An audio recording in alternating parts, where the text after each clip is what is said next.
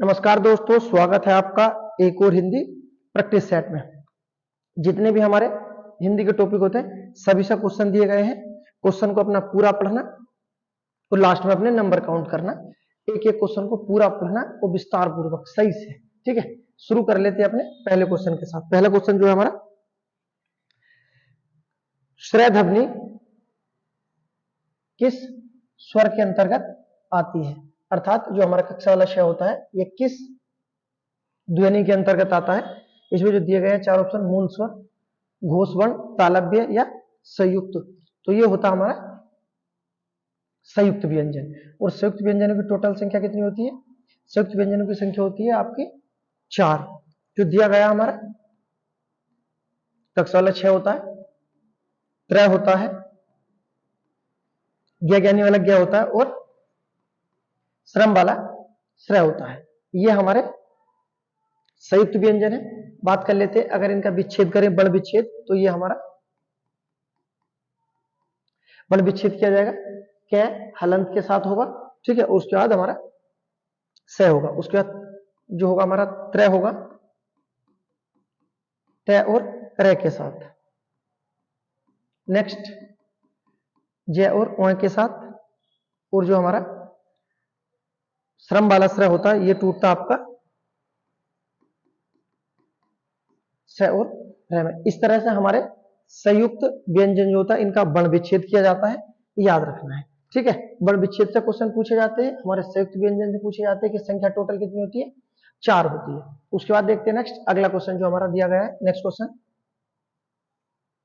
श, श, से और है कौन से व्यंजन कहलाते हैं? अर्थात जो हमारे तीनों श हैं और है ये हमारे कौन से व्यंजन कहलाते हैं?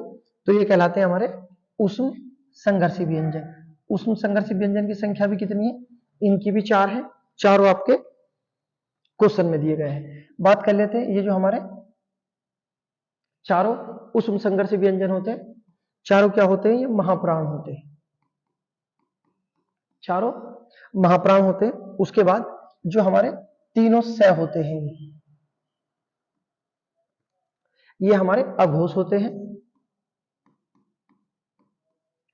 और जो हमारा है होता है ये हमारा सघोष होता है। क्लियर है? इतना याद रखना। उसके बाद नेक्स्ट आपको जो याद रखना है कि जो हमारा है होता है यही हमारा हंसपद होता है। इसे ही हम काकल्य ध्वनि कहते हैं और यही हमारा स्वर यंत्र होता है। क्लियर है? तो ये याद रखना। हमारे जो दिए गए थे ये चारों क्या थे? हमारे ऊष्म संघर्षी व्यंजन है। इन्हें विस्तार पूर्वक देखा। उसके बाद देखते हैं नेक्स्ट अगला क्वेश्चन जो हमारा दिया गया है, तीसरा क्वेश्चन। तीसरा क्वेश्चन हमारा, जैसा शब्द निम्नलिखित में से क्या है? बहुत महत्वपूर्ण है, जैसा शब्द बताना है हमारा।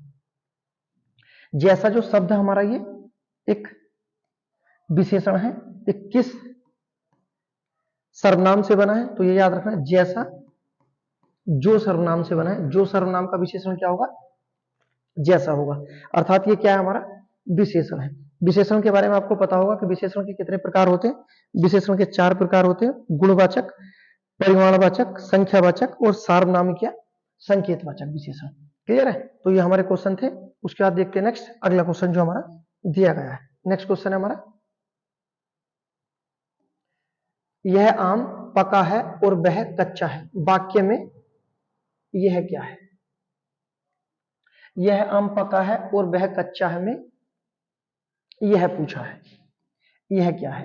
यह आपको याद रखना है कि जब कभी भी संज्ञा से पहले, जब कभी संज्ञा से पहले सर्वनाम आता है तो वह किसका रूप ले लेता है?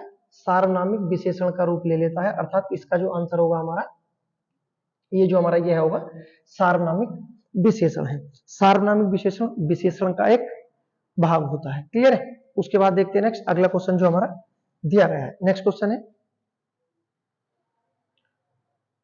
बेईमानों से बचकर रहिए, वाक्य में लुप्त विशेष से अर्थात संज्ञा के लिए उपयुक्त शब्द क्या होगा? अर्थात ये पूरा वाक्य दिया गया है, इसमें जो हमारा लुप्त है वो क्या लुप्त है, ये बताना हमारा कौन सा विशेष इसमें लुप्त होगा। बेईमान लोगों से बचकर रहना चाहिए, अर्थात लोगो इसमें लुप्त हमारा विशेष्य था। क्लियर है, तो याद रखना बेईमान लोगों से बचकर रहना चाहिए, इसमें क्या लुप्त था, इसमें हमारा विशेष्य लुप्त था, और कौन सा, लोगो। उसके बाद देखते हैं नेक्स्ट अगला क्वेश्चन जो दिया गया हमारा क्वेश्चन नंबर 6। इसमें देखते हैं निम्नलिखित दिए गए शब्दों में विशेषण बताइए। विशेषण से क्वेश्चन है, विशेषण के बारे में हम बात कर चुके हैं कि विशेषण के कितने भेद होते हैं, तो याद रखना कितने होते हैं, 4। पहला गुणवाचक, उसके बाद परिमाणवाचक विशेषण, संख्यावाचक विशेषण और सार्वनामिक या संकेतवाचक, सार्वनामिक या संकेतवाचक विशेषण। तो याद रखना विशेषण के कितने भेद होते हैं, 4 भेद होते हैं। लेकिन इसमें क्या पूछा, दिए गए में एक विशेषण बताना है जो हमारे दिए गए। ठीक है, ये जो हमारा शोक है, इसका जो हमारा विशेषण बनेगा, तो शोक का विशेषण बनेगा हमारा शोकीन। क्लियर है, तो शोक का विशेषण क्या हुआ हमारा, शोकीन। जबकि बात कर लेते हैं पर्वत, ये हमारी संज्ञा है, इसका क्या बनेगा विशेषण, पर्वत का विशेषण बनेगा पर्वतीय। उसके बाद उत्साह का क्या बनेगा हमारा उत्साहित, उत्साह का विशेषण क्या बनेगा उत्साहित। तो अब बचा क्या हमारा सहायक, सहायक क्या है हमारा, यही हमारा विशेषण था। क्लियर है, जबकि ये जो अलग थे ये आपको याद रखना है कि शोक का विशेषण शोकीन, पर्वत का पर्वतीय, उत्साह का उत्साहित। क्लियर है, विशेषण से क्वेश्चन आते हैं, इसी तरह के क्वेश्चन बनते हैं कि भाववाचक संज्ञा के साथ विशेषण डाल देते हैं, जिससे बहुत ज्यादा कंफ्यूजन होता है। अगला क्वेश्चन देखते हैं नेक्स्ट, अगला ये भी हमारा विशेषण से दिया गया है। संयोग शब्द का विशेषण निम्नलिखित में से क्या होगा, संयोग का विशेषण क्या होगा। ऑप्शन दिए गए हैं संयोगी, संयुक्ता, संभव या संयुक्त। तो संयोग का होगा हमारा संयुक्त। क्लियर है, याद रखना हमारे संयोग का क्या विशेषण होगा, संयुक्त। उसके बाद नेक्स्ट अगला क्वेश्चन देखते हैं, क्वेश्चन नंबर 8। क्वेश्चन नंबर 8 बहुत आसान है, इसमें पूछा है बेटे शब्द का स्त्रीलिंग बताना है। तो सभी को पता है बेटे का स्त्रीलिंग बेटी होता है। एक आध क्वेश्चन बहुत आसान आते हैं। अब देख लेते हैं अपना जो नोवा क्वेश्चन दिया गया है, नोवा क्वेश्चन नंबर, प्रिय विशेषण के साथ प्रयुक्त होने वाली संख्या नहीं है, अर्थात प्रिय जो विशेषण है इसके साथ कौन सी संख्या प्रयुक्त नहीं की जाती। प्रिय विषय होता है, हाँ बिल्कुल सही है, प्रिय कवि भी होता है, प्रिय मित्र भी होता है, प्रिय बैरी नहीं होता। ठीक है, तो याद रखना इसका जो हमारा आंसर हो जाएगा प्रिय विशेषण के साथ प्रयुक्त होने वाली संख्या कौन सी नहीं है, तो याद रखना बैरी नहीं है। उसके बाद देखते हैं नेक्स्ट अगला क्वेश्चन जो हमारा दिया गया है, क्वेश्चन नंबर 10। क्वेश्चन नंबर 10 दिया गया हमारा, आपको सूचित किया जाता है वाक्य में वाच्य है। वाच्य का शाब्दिक अर्थ होता है बोलने का विषय, अर्थात जिस कारण हम बोलते हैं, बोलते समय कर्ता की प्रधानता है तो कर्तवाच्य, भाव की प्रधानता तो भाववाच्य, और कर्म की प्रधानता तो कर्मवाच्य। इसमें जो हमारा आंसर होगा आपको सूचित किया जाता है वाक्य में जो वाच्य होगा ये हमारा कर्मवाच्य होगा। क्लियर है, वाच्य से क्वेश्चन है, याद रखना। उसके बाद नेक्स्ट अगला क्वेश्चन देख लेते हैं जो दिया गया है, सकर्मक क्रिया वाला वाक्य छांटना है। ठीक है, सकर्मक क्रिया जो होती है क्रिया के भेद के अंतर्गत आती है। क्रिया के 2 भेद होते हैं, पहला अकर्मक और दूसरा सकर्मक। ठीक है, अकर्म बिना कर्म के, सकर्मक कर्म के साथ। अगर बात कर लेते हैं सकर्मक क्रिया के कितने भेद होते हैं, सकर्मक क्रिया के 2 भेद होते हैं, याद रखना एक कर्म और दूसरा 2 कर्म या द्विकर्म। सही है, इसमें जो दिया गया है सकर्मक क्रिया वाला वाक्य छांटना है। तो सकर्मक क्रिया वाला जो हमारा वाक्य होगा वो होगा सतीश ने केले खरीदे। सतीश ने क्या खरीदे, तो हमें उत्तर मिल जाएगा केले खरीदे। क्लियर है, उसके बाद देखते हैं नेक्स्ट अगला क्वेश्चन जो हमारा दिया गया है, क्वेश्चन नंबर 12 और 13 जो हमारे दिए गए हैं। ये 12 और 13 हमारे पुरलिंग से हैं। ठीक है, इसमें हमें पुरलिंग पहचानना है 12 और क्वेश्चन नंबर 13 में। तो जो हमारा 12 में दिया गया है ओट, ओस और औलाद, ठीक है। और चौथा दिया गया है ओट, तो ओट ही हमारा पुल्लिंग शब्द होगा, जबकि अन्य सब स्त्रीलिंग होंगे। क्लियर है। अगला दिया गया है 13 में घास, घूस और ग्रहण, ये हमारे स्त्रीलिंग है, जबकि धैर्य हमारा क्या है, पुल्लिंग शब्द है। सिर्फ पुल्लिंग से क्वेश्चन थे, दोनों पुल्लिंग पूछे थे, तो याद रखना 12 का जो आंसर हमारा ओट और 13 का धैर्य हो जाएगा। उसके बाद देखते हैं नेक्स्ट अगला क्वेश्चन जो हमारा दिया गया है, क्वेश्चन नंबर दिया गया हमारा 14 जो दिया गया है, खिचड़ी किस प्रकार का शब्द है। तो खिचड़ी के बारे में पूछा गया है किस प्रकार का शब्द है, तो खिचड़ी हमारा देशज शब्द है।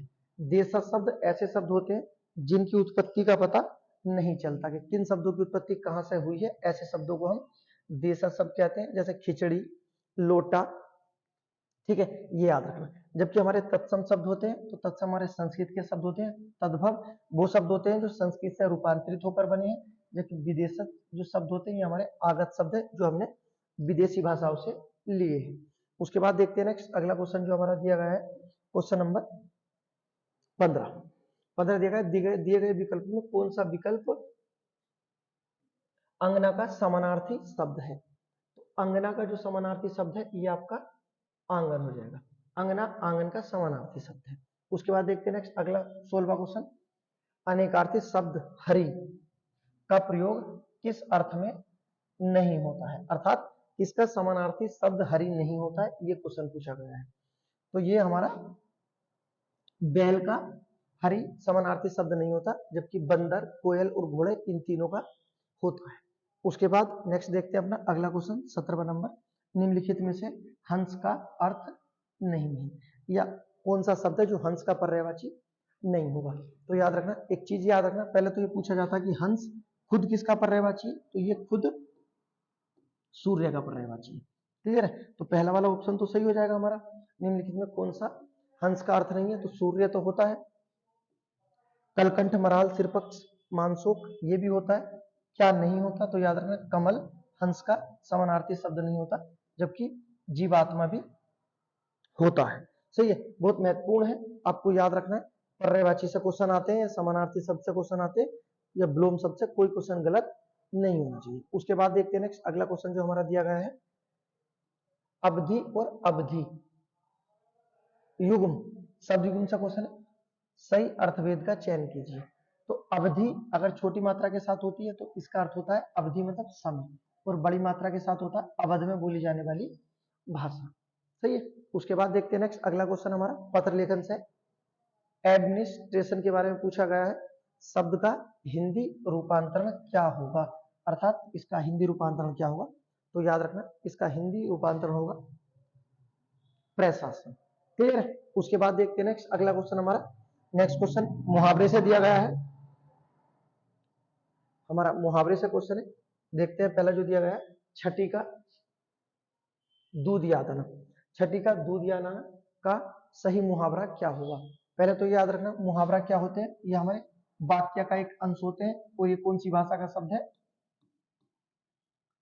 अरबी भाषा का शब्द है। मुहावरा कौन सी भाषा का शब्द होता है, अरबी भाषा का शब्द है। क्लियर है। छठी का दूध याद आना अर्थात वह संकट में पड़ जाना, ऑप्शन नंबर बी आंसर हो जाएगा। उसके बाद देखते हैं नेक्स्ट 21वां, ये हमारा लोकोक्ति से है, हाथ कंगन को आरसी क्या और पढ़े लिखे को फारसी क्या। क्वेश्चन हमारा लोकोक्ति है, लोकोक्ति पूरा वाक्य होती है, और ये कौन सी भाषा का शब्द होता है, याद रखना ये संस्कृत भाषा का शब्द है, और पूरा वाक्य होती है लोकोक्ति, जबकि मुहावरा एक वाक्य का अंश होता है। हाथ कंगन को आरसी क्या, पढ़े लिखो को फारसी क्या, इसका क्या अर्थ होता है, प्रत्यक्ष को प्रमाण की आवश्यकता नहीं है, अर्थात जो प्रत्यक्ष है उसे प्रमाण की आवश्यकता नहीं है। उसके बाद देखते हैं नेक्स्ट अगला क्वेश्चन जो हमारा दिया गया है, क्वेश्चन नंबर 22, निम्नलिखित विकल्पों में तत्सम शब्द का चयन कीजिए, अर्थात जो हमारा तत्सम दिया गया है। तो तत्सम के बारे में दिया गया है, इसमें कौन सा हमारा शब्द तत्सम है। पहला तीखा, उसके बाद अटारी, उसके बाद निकृष्ट और गहरा। तो हमारा जो तत्सम शब्द होगा ये होगा निकृष्ट। निकृष्ट क्या है, हमारा तत्सम शब्द है। जबकि हमारा जो दिया गया है तीखा, ये हमारा तद्भव है, इसका जो तत्सम होगा तो याद रखना तीक्ष्ण इसका तत्सम शब्द है, जबकि अटारी का क्या होगा, अट्टारिका। अटारिका तत्सम अट्टारिका, और गहरे का गंभीर होगा। क्लियर है? तो याद रखना, चारों याद रखना। उसके बाद देखते हैं अगला क्वेश्चन हमारा तद्भव से। तद्भव का चयन कीजिए। तो तद्भव जो हमारा शब्द है, प्यास जो लिखिए ये हमारा तद्भव है, इसका जो तत्सम होगा ये होता है पिपासा। पिपासा तत्सम है, जबकि प्यास तद्भव शब्द है। तत्सम तद्भव से क्वेश्चन आते हैं, गलत नहीं होनी चाहिए। उसके बाद देखते हैं नेक्स्ट अगला क्वेश्चन जो हमारे दिए गए हैं। नेक्स्ट जो क्वेश्चन दिए गए हमारे, ये हमारे ब्लोम शब्द से क्वेश्चन है। एक भी क्वेश्चन ब्लोम शब्द से गलत नहीं होना चाहिए। ठीक है, जो दिया गया है सूल का ब्लोम शब्द क्या होगा। तो सूल एक कांटे का पर्यायवाची होता है, और इसका क्या हो जाएगा, फूल। तो सूल का ब्लोम शब्द फूल हो जाएगा। अपेक्षा का जो ब्लोम शब्द होगा, अपेक्षा का उपेक्षा ब्लोम शब्द होगा। जबकि निरीक्षर का क्या होगा, निरीक्षर का साक्षर ब्लोम शब्द हो जाएगा। ठीक है, ब्लोम शब्द तत्सम तद्भव पर्यायवाची मुहावरे लोकोक्ति उपसर्ग प्रत्यय, यहां से क्वेश्चन गलत कभी नहीं होने चाहिए। अगर यहां से क्वेश्चन गलत होते तो बहुत गलत बात है।